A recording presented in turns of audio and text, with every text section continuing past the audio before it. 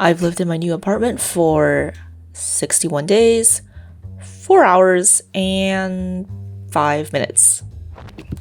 It's still definitely a work in progress. But for the first time in my life, I feel truly comfortable calling a place home.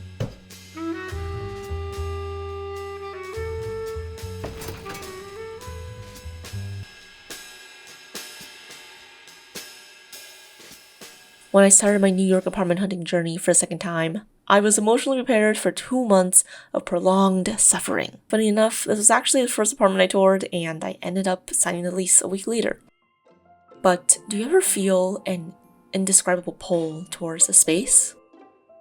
As I toured my current apartment for the first time, I saw myself making miso soup and setting fresh flowers on the table and pulling the fitted sheet over my mattress. And I knew that I was capable of transforming this apartment into a place I truly love. To create my own definition of home. Whenever I tell my friends and family that it'll probably take me at least a year to finish decorating my place, they're very shocked. I mean, it shouldn't take that long to get some chairs and tables, right? But as my frontal lobe's been developing, I've been learning to be more intentional with who and what I choose to bring into my life. This also extends to how I'm approaching interior design and decorating my home. If I'm living somewhere long-term, which I hope to in my current home, it's very important for me to transform the place into a space that truly represents me. I feel like I've never been fully emotionally attached to the places I've lived in once I left for college. I mean, I remember my first college dorm. I basically had the entire place decorated within a month, and I knew I was moving out at the end of the year, so I didn't really care that much about how I was decorating it and just what items I was bringing in to curate my space. Granted, a college dorm is also really limited in how much you can truly transform the space. I mean, there's only so much you can do when working with hideous cinder block walls. And I also knew for my last apartment, I didn't want to stay there for that long due to a variety of reasons. But I'm very grateful to be living in my current apartment, and I'm just really happy that I found it, and I'm really grateful to be able to transform the space and take the time to transform the space into my home. And just living in a space like this has been a long-term goal of mine since I was a kid, so I'm just really grateful to be here. So my current apartment is a 1-bedroom, and I've never had this much space before to myself, and I'm very grateful, but it's also a little daunting to decorate. I feel like your space is really an extension of your mind, and I really want my home to be representative of my inner world. And for me, this involves examining my interests, my taste in art/media, and also my personality, and just learning to be more honest with myself. For example, as I've gotten older, I realize that I really am just a homebody at heart, and I honestly just love chilling in my own space. So it's very important for me to have a space where I feel entirely safe. And recently I've been trying to learn more about interior design and how I can translate my personal style and the art that I love into my personal space. I do not want to just rely on whatever the algorithm spoon feeds me. I realize that I've been doing that for most of my life, whether that's in the art that I create or just how I chose to dress, because I feel like the best source of inspiration truly comes from just looking inside your own brain. But in terms of design inspo, one of my favorite interior decorators is Sarah Hersham Loftus. Her work is so stunning and almost has a surreal feeling to it. I feel like a lot of the spaces that she curates are definitely very maximalist, which I love. They have such a lovely dreamlike quality, which I really admire, and I hope I can do something like that for my own space. I really like the way that she incorporates greenery into some of her interiors. One of my goals is to become a plant mom. However, I do have a history of killing every plant that I've owned, so we'll see how that goes. And another interior design inspo of mine is actually the Interview with the Vampire Season 1 set, specifically Lestat's townhouse. Do I support all of Lestat's actions? No. But I do support his taste in home decor. I just really love the color palettes and also how many details there are in each part of the set. I specifically really love the wallpaper throughout the set and just all the ornate carved details in the furniture. Also, the lamp selection is beautiful. Honestly, if I was a vampire, I would love for that to be my vampire den. Anyways, I highly recommend Interview with the Vampire in general. It's one of my favorite shows. I think the art direction is excellent, if you can't tell by the way that I describe how I felt about the set. So I highly recommend. There's definitely no keyword or search term to look up on Pinterest that encapsulates how I'm trying to decorate my home, because a lot of this, again, is just me basing it off of interests of mine and just what I find to be beautiful. But I really just adore vintage furniture and antique pieces in general. I also want to incorporate more elements of my culture into my home. I really love traditional Chinese art, and I also just really admire traditional Chinese furniture craftsmanship. I think the details are so beautiful, and I think you can tell by now that I really love pieces with nice, gorgeous details. But in terms of furniture, I will only bring a piece into my home if I feel like it truly aligns with the space. And because I live in a 4th floor walk-up, which is why I currently barely have any furniture, and I have yet to get a real dining table. This is the first time in my life that I've owned a dining table. But wait till you see the chairs. I feel that the Facebook Marketplace gods truly blessed me with these bounties.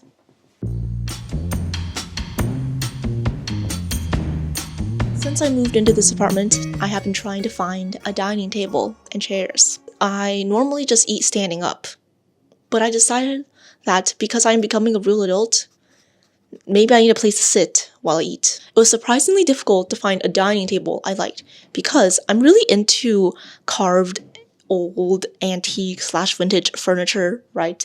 And a lot of the dining tables that I saw were either way too big for the space, or they were just simply ugly. What I really wanted was a pedestal dining table, because I knew I didn't want a dining table with 4 legs, which might be kind of a weird preference, but I felt that this type of style would have flowed better with the space that I was envisioning. Because in my mind, I feel like the main table piece in this room is my coffee table, and that already has 4 legs, so I didn't want too many legs in one room. This is a weird way of explaining it, but that is just how my mind works. I found this table from a restaurant owner who was cleaning out his restaurant, and it was $35, which I thought was a pretty good deal, because a lot of dining tables that I saw in my area were like $100 and up. But I also especially love the carved detail on the cast iron. I think it's very unique, and I think it also matches some of the other carved details on the other furniture pieces that I have. As for the chairs,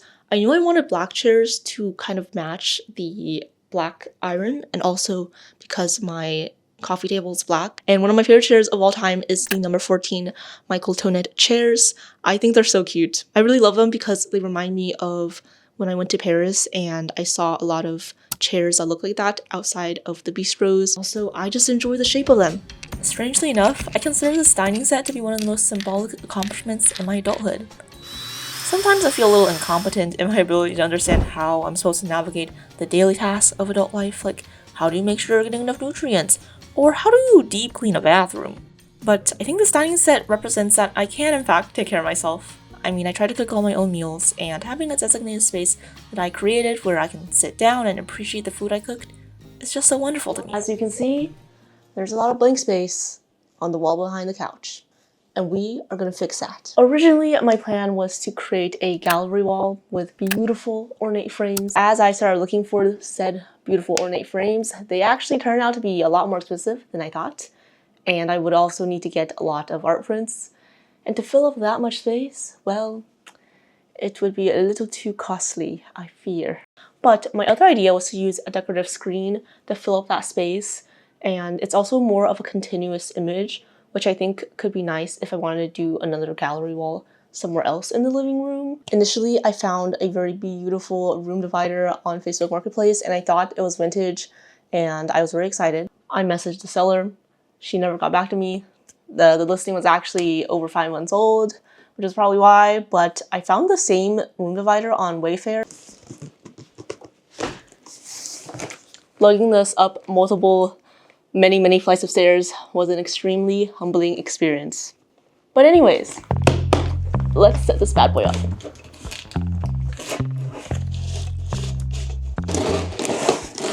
So the listing said that this is 6 feet tall. For reference, I am 5'4". Is this 6 feet tall? I thought 6 feet would be taller. I'm gonna temporarily turn on the big light just so I can see what I'm doing. Be warned that the big light is gonna be on. Let's move the couch a little bit more. I'm so sorry to my downstairs neighbors. I am so sorry, downstairs neighbor. So I haven't put the couch back yet, but this is a little small. In my head, I envisioned it to be exactly the same size as my couch. It could be better. It could be a little better. I don't quite know how to put my hands on it.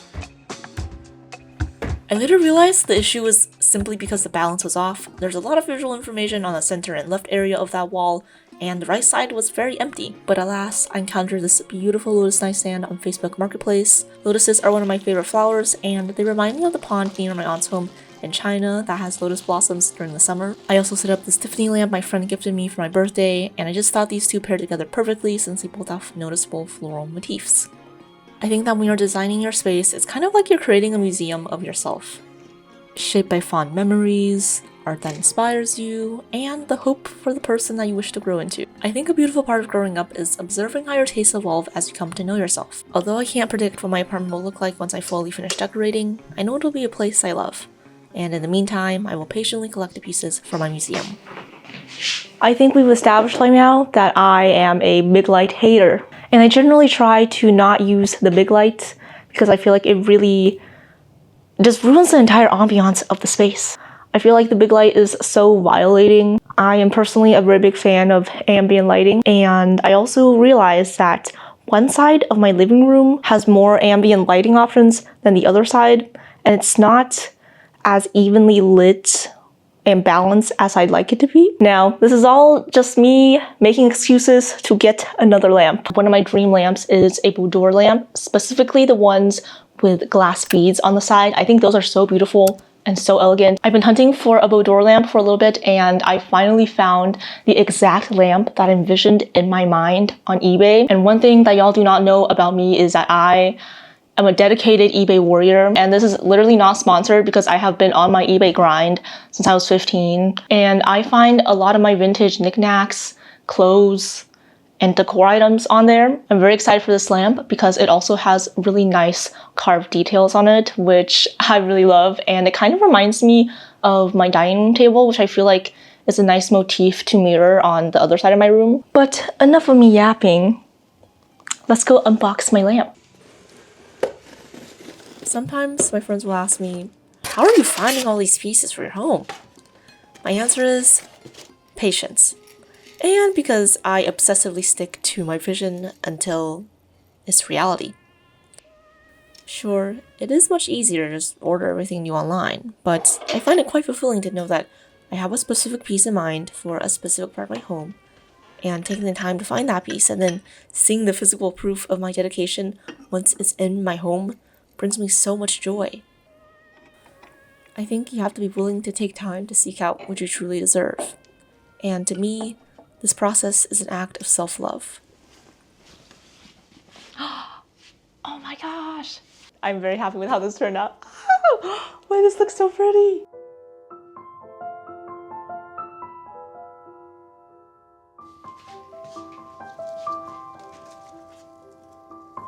The apartment is coming along slowly but surely. Honestly, the best way I can describe how I want to decorate is that I want to feel welcomed every time I come home. Whether that's through small gestures like getting my favorite flowers to put in my favorite vase, or always using the lamps instead of turning on the jarring overhead lights. I want my home to serve as proof that I trust myself to take care of myself. And with each new item I collect for my home, I see evidence of the person I'm becoming.